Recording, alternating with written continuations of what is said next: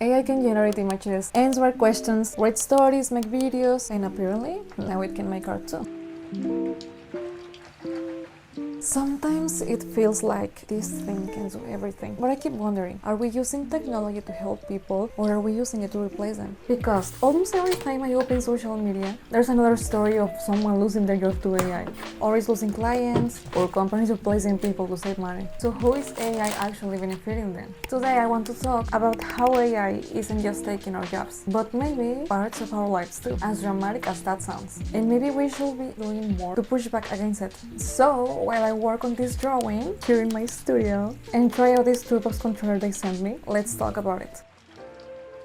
One of the biggest problems I have with AI isn't even the art it generates, it's how much it argues with people. Let's say I'm working on a drawing like this one and I get stuck. Maybe I feel like something looks off, but I just can't figure it out what it is. If I ask another artist, they will probably tell me exactly what's wrong with it. Maybe the anatomy looks weird, the perspective is off, the colors don't work. It might not be what I want to hear, but that's how I improve. If I ask AI, there's a good chance it will spend half the conversation feeling with the drawing already looks great before it gives me any actual feedback. And that's my problem with it. It's more interested in making you feel good than helping you get better. Actually, researchers have found that chatbots tend to agree with people much more often than humans do. So why would I look for skill improvement from something that's designed to keep me happy instead of being honest with me? I suppose that's why you hear people saying things like ChatGPT is my best friend. And the funny part is, some of them actually mean it. Am I the only one that finds it kind of weird? Maybe that's one of the reasons people trust it so much. The chatbot agrees with them all the time.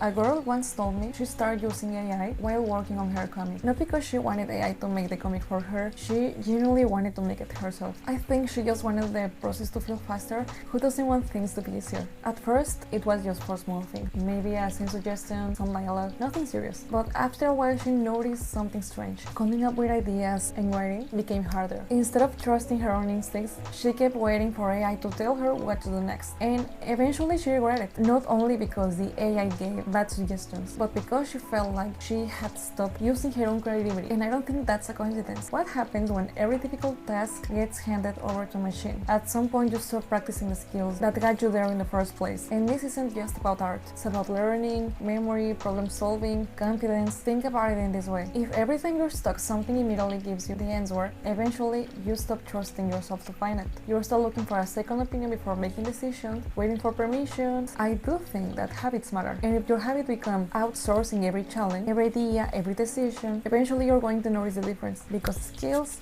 don't disappear overnight. They disappear slowly through disuse.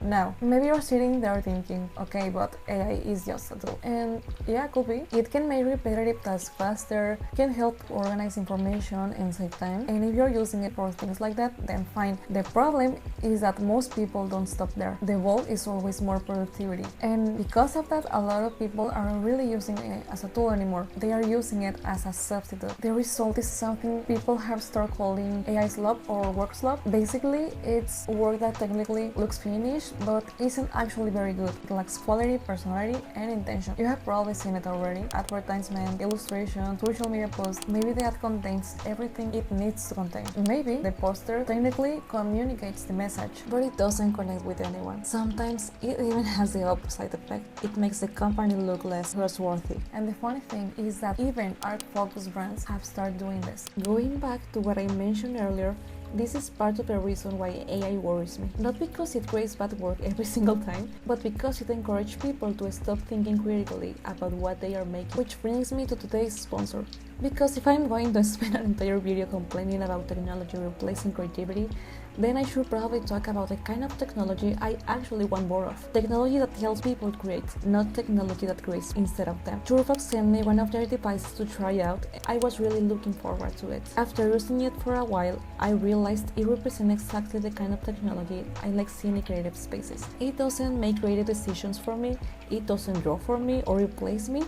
It just helped me work more comfortably. As an artist, I spend an unreasonable amount of time drawing, changing my brush, undoing mistakes, rotating the canvas, moving around the workspace, and then doing it all over again. I didn't realize how much those little interruptions were breaking my concentration until I stopped having to think about them. Talking about the console, one of my favorite things about TOURBOX is that all the buttons feel different shapes and textures, and after a while, your hand just starts remembering where everything is. You build muscle memory naturally, so instead of constantly thinking about shortcuts, you can just focus on the drawing itself. I'm currently using one of the Clip Studio paint presets that TOURBOX already provides, and honestly, it felt comfortable immediately. I also like that it actually feels like it was designed for artists, but yeah, this is the kind of technology we need more of, that removes friction without removing the person, that helps you use your skills instead of replacing them, because that's the difference.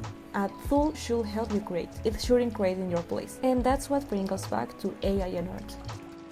When it comes to art, I think this is the area that has been affected the most since AI started becoming popular. The other day, another girl told me that she had just started learning how to draw, and the timing was pretty unfortunate because it happened right around the same time AI image generators started getting better. She basically started wondering what the point was. Why spend months or years learning something when a machine can generate something instantly? Social media is flooded with AI images now, and they are incredibly easy to make. Ever since AI art became a thing, people have been split on it. Some people see it as a new form of artistic expression. Others question whether it's even ethical or legal. Artists especially tend to be the ones pushing back against it the most because we have seen what it's done to our industry. Of course, every now and then you'll see an artist decide to get involved with AI projects anyway. Recently, a really famous animator from my country joined a project from a huge company that wanted to make a movie using AI. It seemed like he genuinely thought it could help make animation more accessible in a country like Mexico. Even so, a lot of people were disappointed by that decision. It's hard to watch artists support a technology that is already replacing artists. To understand this context, let's start with smaller creators.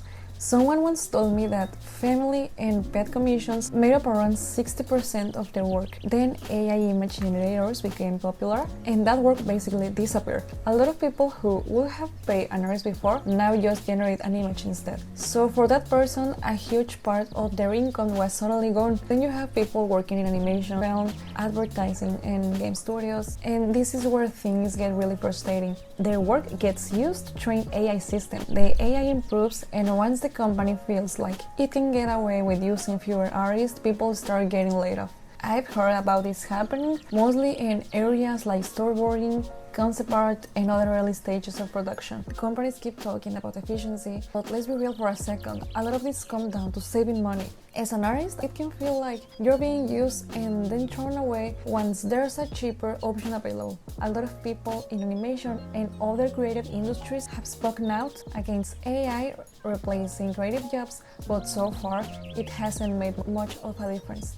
So yeah, I understand why people react so strongly to that animator joining an AI project.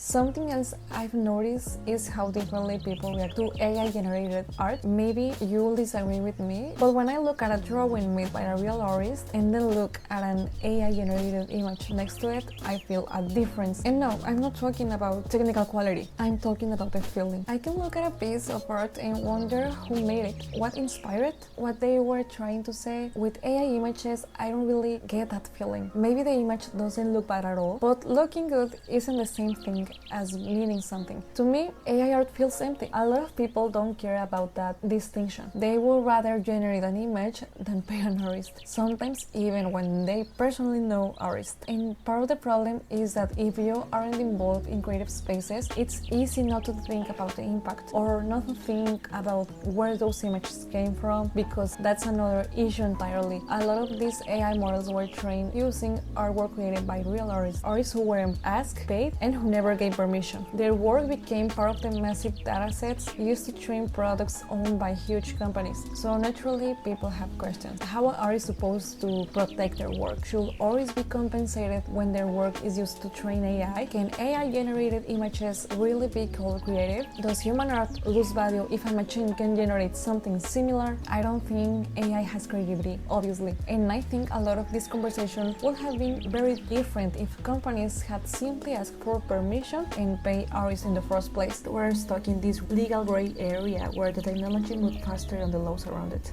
And that's why I think regulation is necessary, not because technology is evil, but because there needs to be limits.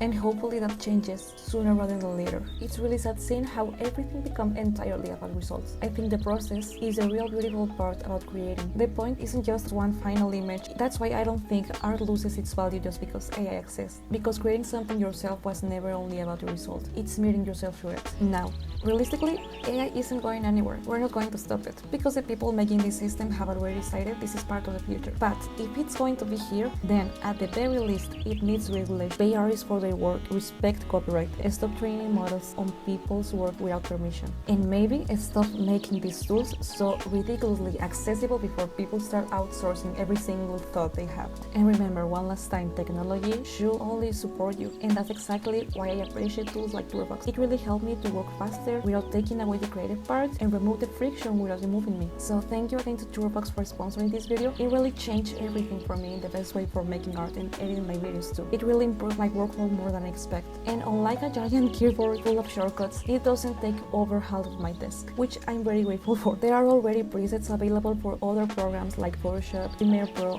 DaVinci Resolve, Blender, Procreate, and a bunch of others. If you're interested in checking it out, I leave links in the description. I want to know what you think about AI. How do you feel about it? Has it affected your work at all? Please let me know in the comments. This was my first video in English, so don't be rude. Anyway, thank you so much for watching. Love you guys. I'll see you in the next video. Bye!